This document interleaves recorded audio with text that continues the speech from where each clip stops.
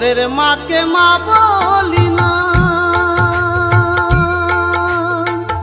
ও গো জননী আশিস দিয়া করতে মুখে সুধা নাম খানি।